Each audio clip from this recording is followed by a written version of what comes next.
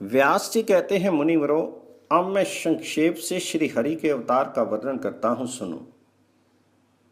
भगवान इस पृथ्वी का भार उतारने की इच्छा से अवतार लेते हैं। जब जब अधर्म की वृद्धि होती है और धर्म का ह्रास होने लगता है, तब तब भगवान जनार्दन अपने स्वरूप के दो भाग करके यहां अवतीर्ण होते हैं। साधु पुरुषों की रक्षा, धर्म की स्थापना, दुष्टों तथा अन्य देवद्रोहियों का दमन और प्रजा वर्ग का पालन करने के लिए वे प्रत्येक युग में अवतार धारण करते हैं। पहले की बात है, ये पृथ्वी अत्यंत भार से पीड़ित होकर मेरु पर्वत पर देवताओं के समाज में गई और ब्रह्मा आदि सब देवताओं को प्रणाम करके खेद और वर्णा मिश्रित वाणी में अपना सब हाल सुनाने लगी। स्वर्ण के गुरु अग्नि, गौओं के गुरु सूर्य और मेरे गुरु संपूर्ण लोकों के वंदनीय भगवान नारायण हैं। इस समय वे कालनेमी आदि दैत्य मृत्युलोक में जन्म लेकर दिन रात प्रजा को कष्ट देते रहते हैं। सर्वशक्तिमान भगवान विष्णु ने जिस कालनेमी नामक महान असुर का वध किया था, वही अब उग्रसेन कुमार कंस के रूप में उत्पन्न हुआ है। अरिष्ट, धेनुक, केशी, प्रलंब, नरक, सुंदासुर, अत्यंत भयंकर बलि कुमार बानासुर तथा और भी जो महाप्रकर्मी दुरात्मा दैत्य राजाओं के घर में उत्पन्न हुए हैं, उनकी मैं गणना नहीं कर सकती। दिव्य मूर्तिधारी देवताओं, इस समय मेरे ऊपर महाबली और गर्वीले दैत्यों की अनेक अक्षोणी सेनाएं हैं। सुरेश्वरों, मैं आप लोगों को बताए देती हूं कि उन दैत्यों के भारी भार से पीड़ित होने के कारण अब मुझ में अपने को धारण करने की भी शक्ति नहीं रह गई है। अतः आप लोग मेरा भार उतारिए। पृथ्वी का यह वचन सुनकर संपूर्ण देवताओं ने उसका भार उतारने के लिए ब्रह्मा जी को प्रेरित किया। तब ब्रह्मा जी बोले, देवताओं, पृथ्वी जो कुछ कहती है वे सब ठीक है। वास्तव में मैं, महादेव जी और तुम लोग सब भगवान नारायण के ही स्वरूप हैं। भगवान की जो विभूतियां हैं, उन्हीं की परस्पर न्यूनता और अधिकता बाध्य बाधक रूप से रहा करती है। इसलिए आओ हम लोग क्षीर सागर के उत्तम तट पर चलें और वहां श्री हरि की आराधना करके ये सब वृत्तांत उनसे निवेदन करें। वे सबके आत्मा हैं, संपूर्ण जगत उनका ही रूप है। वे सदा ही जगत का कल्याण करने के लिए अपने अंश से अवतार ले धर्म की स्थापना करते हैं। यों कहकर ब्रह्मा जी संपूर्ण देवताओं के साथ क्षीर सागर के तट पर गए और एकाग्रचित होकर भगवान गरुड़ ध्वज की स्तुति करने लगे। ब्रह्मा जी बोले, सहस्त्र मूर्ति आपको बारंबार नमस्कार है। आपके शस्त्र बाहें, अनेक मुख, अनेक चरण हैं। आप जगत की सृष्टि, पालन और संहार में संलग्न रहते हैं। परमेश्वर, आपको बारंबार नमस्कार है। भगवान, आपका सूक्ष्म से भी अत्यंत सूक्ष्म, परम महान और बड़े बड़े गुरुओं से भी अधिक गौरवशाली है। आप प्रकृति, समष्टि, बुद्धि, अहंकार तथा वाणी के भी प्रधान मूल हैं। अपरा प्रकृति में संपूर्ण जगत आपका ही स्वरूप है। आप हम पर प्रसन्न होइए। देव, ये पृथ्वी आपकी शरण में आई है। इस समय भूतल पर जो बड़े बड़े असुर उत्पन्न हुए हैं, उनके द्वारा पीड़ित होने से इनके पर्वत रूपी बंधन शिथिल पड़ गए हैं। आप संपूर्ण जगत के परम आश्रय हैं। आपकी महिमा परम्पार है। अतः ये वसुधा अपना भार उतरवाने के लिए आपकी ही सेवा में उपस्थित हुई है। हम लोग भी यहाँ उपस्थित हुए हैं। ये इंद्र दोनों, अश्विनी कुमार, वरुण, इंद्र, वसु, आदित्य, वायु, अग्नि तथा अन्य संपूर्ण देवता यहाँ खड़े हैं। देवेश्वर, मुझे तथा इन देवताओं को जो कुछ करना हो उसके लिए आज्ञा दीजिए। आपके ही आदेश का पालन करते हुए हम लोग सदा संपूर्ण दोषों से मुक्त रहेंगे। ब्रह्मा जी के इस प्रकार स्तुति करने पर परमेश्वर भगवान श्री विष्णु ने अपने श्वेत और कृष्ण दो केश उखाड़े और देवताओं से कहा, मेरे ये दोनों केश ही भूतल पर अवतार लेकर पृथ्वी के भार और क्लेश का नाश करेंगे।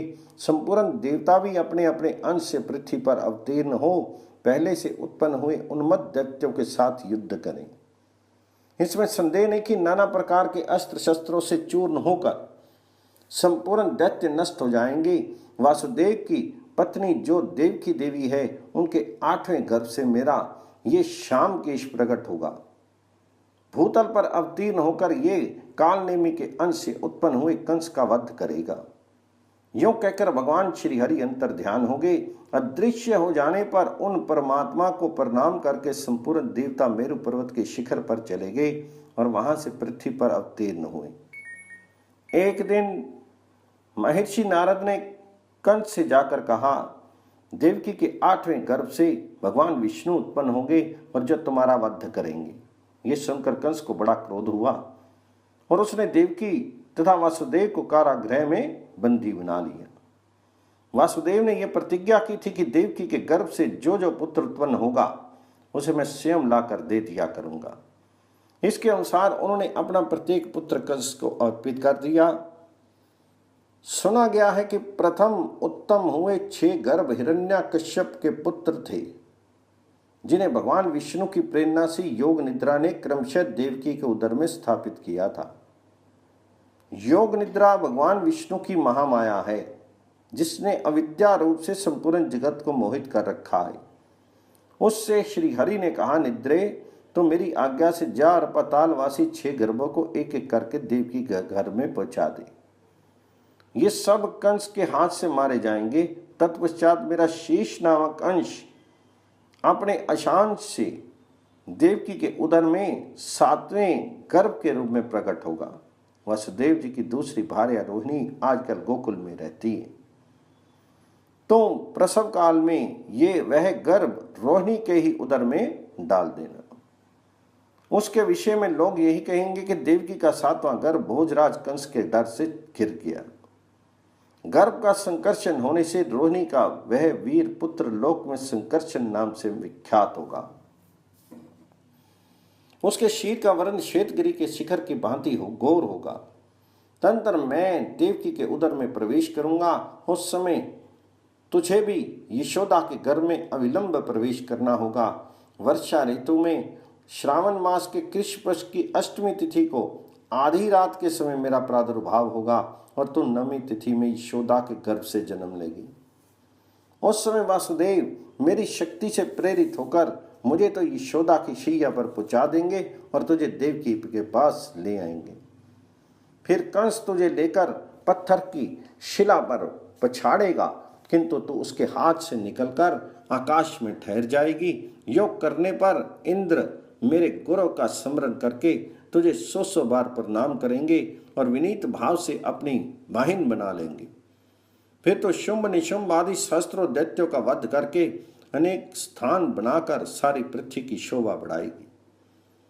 भूति, सन्निधि, कीर्ति, कांति, पृथ्वी, धृति, लज्जा, पुष्टि, ऊषा तथा अन्य जो भी स्त्री नामधारी वस्तु हैं वे सब तू ही है, जो प्रातः काल और प्रहन में तेरे सामने मस्तक झुकाएंगे और तुझे आर्या, दुर्गा, वेद गर्भा, अंबिका, भद्रा, भद्रकाली, क्षेम्या, क्षेमकरी आदि कहकर तेरी स्तुति करेंगे। उनके सर्व मनोरथ मेरे प्रसाद से सिद्ध हो जाएंगे।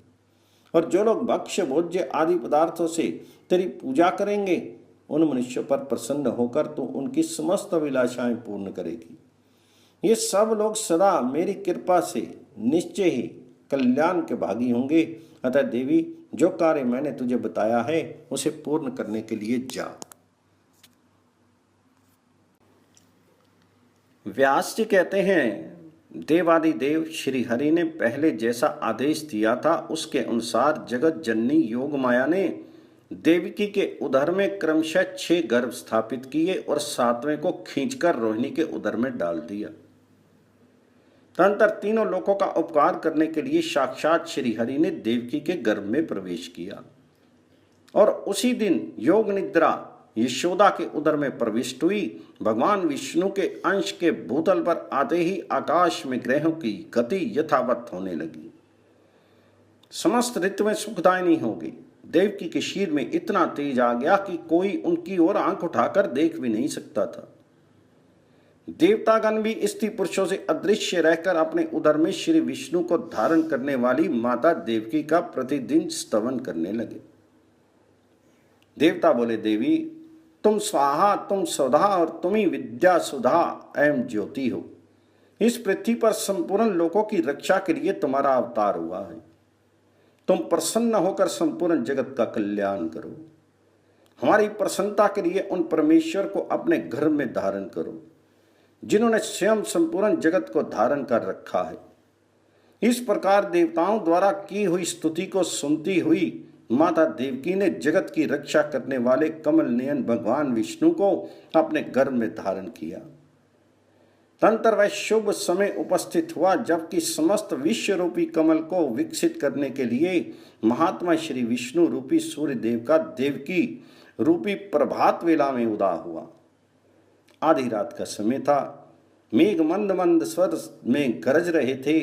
शुभ मुहूर्त में भगवान जनार्दन प्रकट हुए। उस समय संपूर्ण देवता फूलों की वर्षा करने लगे। विकसित नील कमल के समान श्याम वरण श्री वत्स चिन्ह से शोभित वक्ष स्थल वाले चतुर्भुज बालक को उत्पन्न हुआ देखकर परम बुद्धिमान वसुदेव जी ने उल्लास पूर्वक वचनों में भगवान जी का स्तवन किया और कंस से भयभीत होकर कहा, शंख चक्र एवं गदा धारण करने वाले देव देवीश्वर, मैंने जान लिया आप साक्षात भगवान हैं, परंतु देव आप मुझ पर कृपा करके अपने इस दिव्य रूप को छिपा लीजिए। आप मेरे भवन में अवतीर्ण हुए हैं, ये बात जान लेने पर कंस अभी मुझे कष्ट देगा। देवकी बोली, जिनके अनंत रूप हैं, ये संपूर्ण विश्व जिनका ही स्वरूप है, जो गर्भ में स्थित होकर भी अपने शीर से संपूर्ण लोकों को धारण करते हैं, तथा जिन्होंने अपनी माया से ही बाल रूप धारण किया है, वे देव देव मुझ पर प्रसन्न हों। सर्वात्मन आप अपने इस चतुर्भुज रूप का उपसंहार कीजिए। दैत्यों का संहार करने वाले देवेश्वर, आपके इस अवतार का वृत्तांत कंस ना जानने पाए। श्री भगवान बोले, देवी पूर्व जन्म में तुमने मुझ जैसे पुत्र को पाने की अभिलाषा से जो मेरा स्तवन किया था, वे आज सफल हो गया, क्योंकि आज मैंने तुम्हारे उदर से जन्म लिया है। मुनिवरों, ये कहकर भगवान मौन हो गए तथा वासुदेव जी भी रात में ही उन्हें लेकर घर से बाहर निकले। वासुदेव जी के जाते समय पहरा देने वाले मथुरा के द्वारपाल योग निद्रा के प्रभाव से अचेत हो गए थे। उस समय में बादल वर्षा कर रहे थे। ये देखकर शेषनाग ने छत्र की भांति अपने फनों से भगवान जी को ढक लिया और वे वासुदेव जी के पीछे पीछे चलने लगे। मार्ग में अत्यंत गहरी जमुना बह रही थी। उनके जल में नाना प्रकार की सैकड़ों लहरें उठ रही थी, किंतु भगवान विष्णु को ले जाते समय वे वासुदेव जी के घुटनों तक होकर बहने लगी। वासुदेव जी ने उसी अवस्था में जमुना जी को पार किया। उन्होंने देखा नंद आदि बड़े बूढ़े गोप राजा कंस का कर लेकर जमुना के तट पर आए हुए हैं। इसी समय यशोदा जी ने भी योग माया को कन्या रूप में जन्म दिया, परंतु वे योग निद्रा से मोहित थी, अतः पुत्र है या पुत्री इस बात को जान नहीं सकी। पर सूती गृह में और भी जो स्त्रियां थी वे सब निद्रा के कारण चेत पड़ी थी। वासुदेव जी ने चुपके से अपने बालक को यशोदा की शैया पर सुला दिया और कन्या को लेकर तुरंत लौट आए। जागने पर यशोदा ने देखा, मेरे नील कमल के समान श्याम सुंदर बालक हुआ है। इससे उन्हें बड़ी प्रसन्नता हुई। वासुदेव जी भी कन्या को लेकर अपने घर लौट आए और देवकी की शैया पर उसे सुलाकर पहले की भांति बैठ गए। इतने में ही बालक के रोने का शब्द सुनकर पहरा देने वाले द्वारपाल सहसा उठकर खड़े हो गए। उन्हें देवकी के संतान होने का समाचार कंस से निवेदन किया। कंस ने शीघ्र ही वहां पहुंचकर उस बालिका को उठा लिया।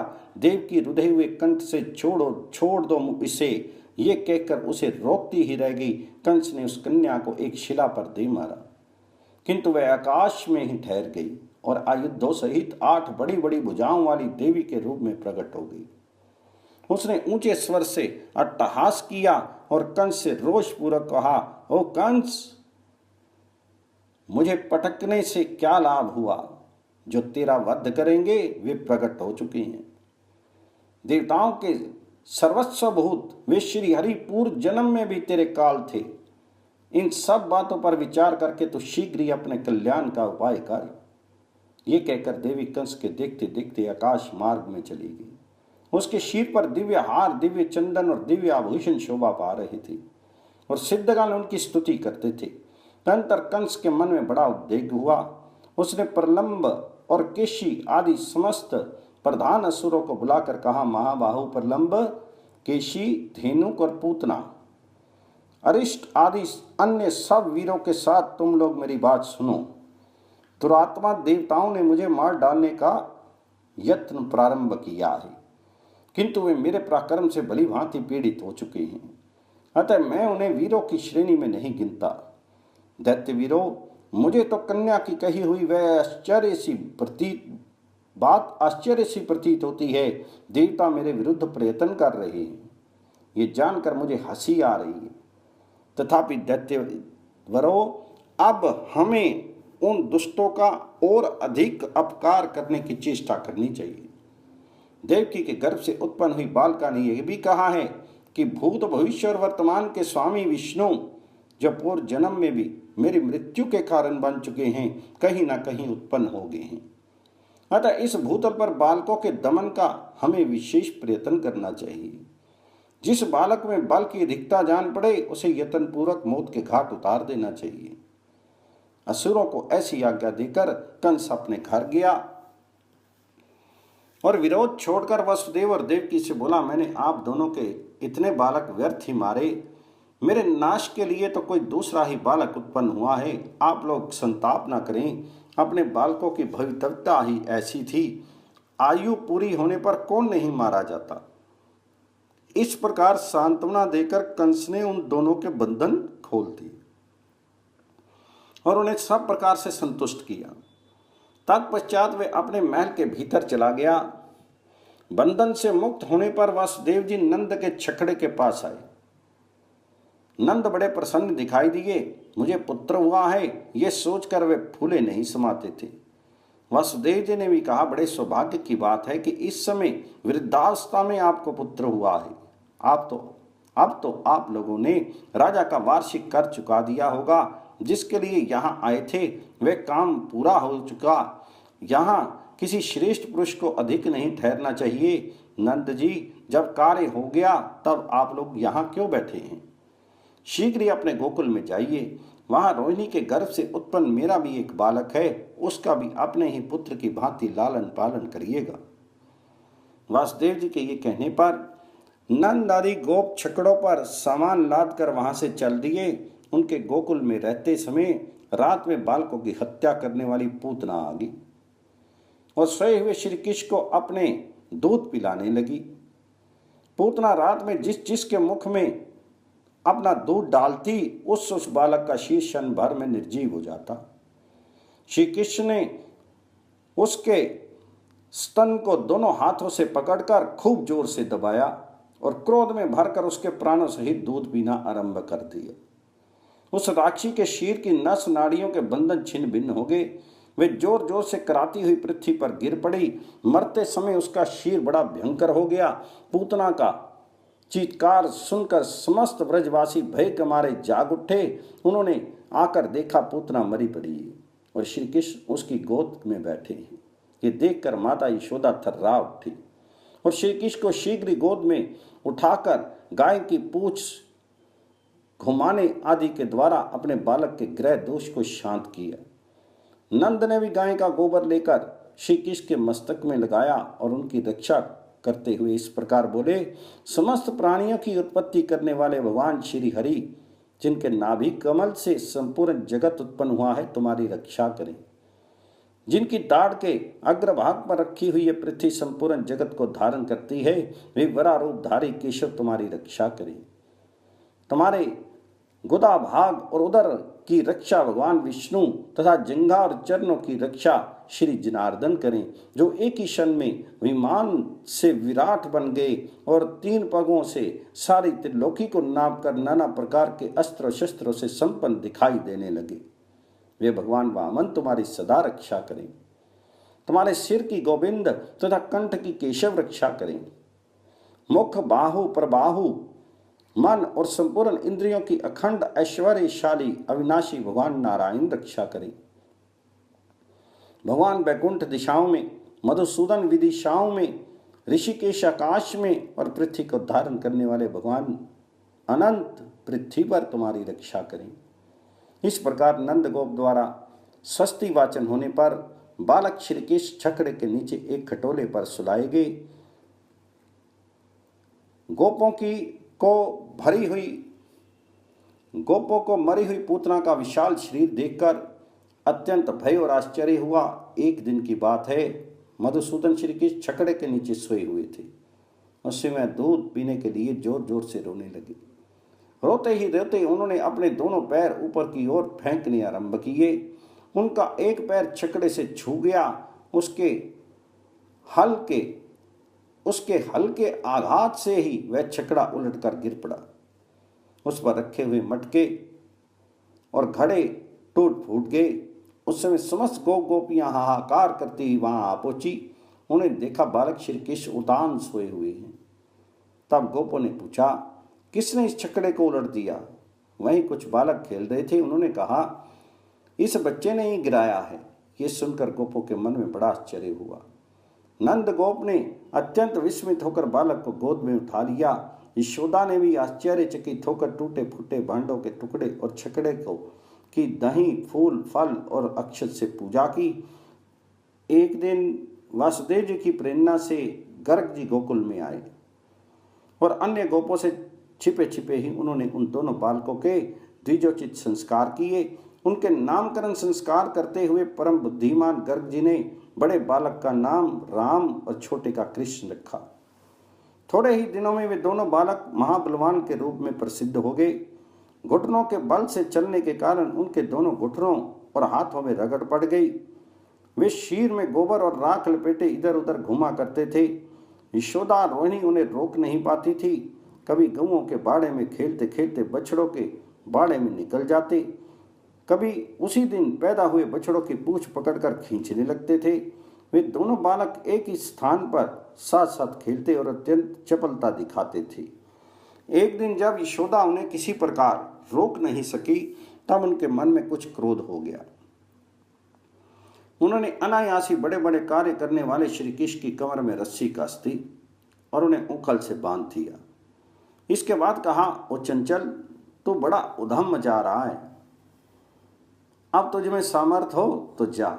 ये कहकर गृह स्वामिनी यशोदा अपने काम काज में लग गई।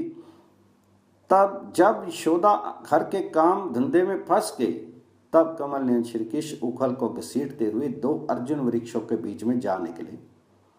वे दोनों वृक्ष जुड़े उत्पन्न हुए थे। उन वृक्षों के बीच में तिरछी पड़ी हुई उखली को जो ही उन्होंने खींचा, उसी समय ऊंची शाखाओं वाले वे दोनों वृक्ष जड़ से उखड़कर गिर पड़े। वृक्षों के उखड़ते समय बड़े जोर से कड़कड़ाहट की आवाज हुई। उसे सुनकर समस्त ब्रजवासी कातर भाव से वहां दौड़े आए। आने पर सबने देखा वे दोनों महावृक्ष पृथ्वी पर गिरे पड़े हैं। उनकी मोटी मोटी डालियां और पतली शाखाएं भी टूट टूट कर बिखर गई हैं। उन दोनों के बीच में बालक कृष्ण मंद मंद मुस्कुरा रहा है। उनके खुले हुए मुख में थोड़े से दांत झलक रहे हैं। उसकी कमर में खूब कसकर रस्सी बंधी हुई है। उदर में रस्सी बंधने के कारण ही श्री कृष्ण की दामोदर के नाम से प्रसिद्धि हुई। तंत्र नंद आदि समस्त बड़े बूढ़े गोप, जो बड़े बड़े उत्पातों के कारण बहुत डर गए थे, उद्विग्न होकर आपस में सलाह करने लगे, अब हमें इस स्थान पर रहने की कोई आवश्यकता नहीं है, किसी दूसरे महान वन में चलना चाहिए। यहाँ नाश के लिए हेतुभूत अनेक उत्पात देखे जाते हैं, जैसे पूतना का विनाश, छकड़े का उलट जाना, बिना आंधी वर्षा के दोनों वृक्षों का गिर जाना। अतः अब हम विलंब न करके शीघ्र यहाँ से वृंदावन को चल दें। जब तक कोई भूमि संबंधी दूसरा महान उत्पात व्रज को नष्ट न कर दे, तब तक कि हमें उसकी व्यवस्था कर लेनी चाहिए। इस प्रकार वहां से चले जाने का निश्चय करके समस्त व्रजवासी अपने अपने कुटुंब के लोगों से कहने लगे, शीघ्र चलो, विलंब नहीं करो। फिर तो एक ही क्षण में छकड़ों और गऊओं के साथ सब लोग वहां से चल दिए। बछड़ों के चरवाहे झुंड के झुंड एक साथ होकर उन बछड़ों को चराते हुए चलते थे। व्रज का वह खाली किया हुआ स्थान अन्न के दाने बिखरे होने के कारण क्षण भर में कौवे आदि पक्षियों में व्याप्त हो गया। लीलापूर्वक सब कार्य करने वाले भगवान श्री कृष्ण ने गौओं के अभ्युदय की कामना से अपने शुद्ध अंतःकरण के द्वारा नित्य वृंदावन धाम का चिंतन किया। अतः अत्यंत रुक्ष ग्रीष्म काल में भी वहां सब और वर्षाकाल की भांति नई नई घास जम गई। वृंदावन में पहुंचकर वे समस्त गोप गौओं का समुदाय चारों ओर से अर्धचंद्राकार छकड़े की बाड़ लगाकर बस गया। तत्पश्चात बलराम और श्री कृष्ण बछड़ों की चरवाई करने लगे। गोष्ठ में रहकर वे दोनों भाई अनेक प्रकार की बाल लीलाएं किया करते थे। मोर के पंख का मुकुट बनाकर पहनते, जंगली पुष्पों को कानों में धारण करते, कभी मुरली बजाते और कभी पत्तों को लपेटकर उन्हीं के छिद्रों से तरह तरह की ध्वनि निकालते। दोनों काक पक्षधारी बालक हंसते खेलते हुए उस महान वन में विचरण करते थे। कभी आपस में ही एक दूसरे को हंसाते हुए खेलते और कभी दूसरे ग्वाल बालों के साथ बालोचित क्रीड़ाएं करते फिरते थे। इस प्रकार कुछ समय बीतने पर बलराम और श्री कृष्ण 7 वर्ष के हो गए। जो संपूर्ण जगत का पालन करने वाले हैं वे उस महाव्रज में बछड़ों के पालक बन गए थे। धीरे धीरे ग्रीष्म ऋतु के बाद वहां वर्षा का समय आया। मेघों की घटा से संपूर्ण आकाश आच्छादित हो गया। निरंतर धारावाहिक वृष्टि होने से संपूर्ण दिशाएं एक सी जान पड़ती थी। पानी पड़ने से नई नई घास उगाई। स्थान स्थान पर वीर बहुटियों से पृथ्वी आच्छादित हो गई।